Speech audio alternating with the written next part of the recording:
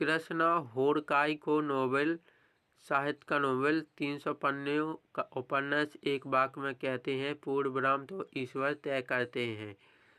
विनाश के भयावह समय में भी कला की ताकत को दोबारा स्थापित करने वाले हंगरी के 71 वर्षीय लासलो कृष्णा होरकाई को 2025 के साहित्य के नोबेल पुरस्कार के लिए चुना गया है।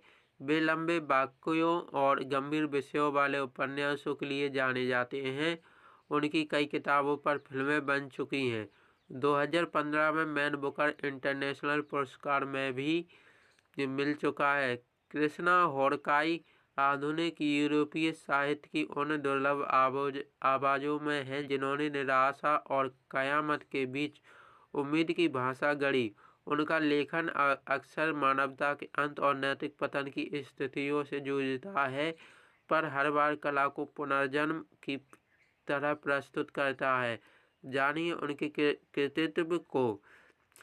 कृष्णा होरकाई के उपन्यासों की खासियत है कि कई पन्नों तक चलने वाले लंबे वाक्य और गंभीर, कभी कभी भयावह विषय। उनका उपन्यास द मेलनकॉली ऑफ रेसिस्टेंस 300 पन्नों में सिर्फ एक वाक्य में लिखा है। यह उपन्यास 1989 में हंगेरियन भाषा में प्रकाशित हुआ था। लेखन में पूर्ण विराम बहुत कम होते, इसके बजाय वे अर्धविराम और अल्पविराम के जरिए विचारों की अंतहीन धारा बनाते हैं।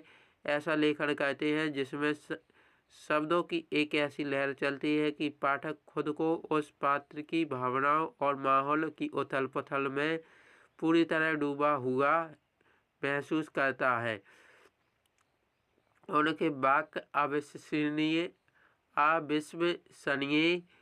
रूप से लंबे होते हैं और उनकी उतनी ही गहराई तक जाते हैं। उनकी यह शैली इस सोच से जुड़ी है कि पूर्ण विराम यानी वाक्य का अंत इंसान नहीं बल्कि ईश्वर तय करता है। उनके अनुसार मानवीय अनुभव कभी भी पूरी तरह खत्म नहीं होता। उनके छोटे टूटे हुए वाक्यों में कैद नहीं किया जा सकता। जीवन अखंड प्रवाह है। केवल ईश्वर जो संपूर्णता का प्रतीक है, वही किसी चीज को पूर्ण रूप से खत्म करने का अधिकार रखता है।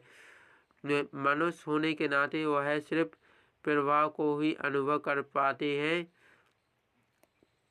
हंगरी को साहित्य में दूसरा नोबेल 2002 में लेखक इमरे कैटेसिज को उनकी कृति फैटलेसनेस के लिए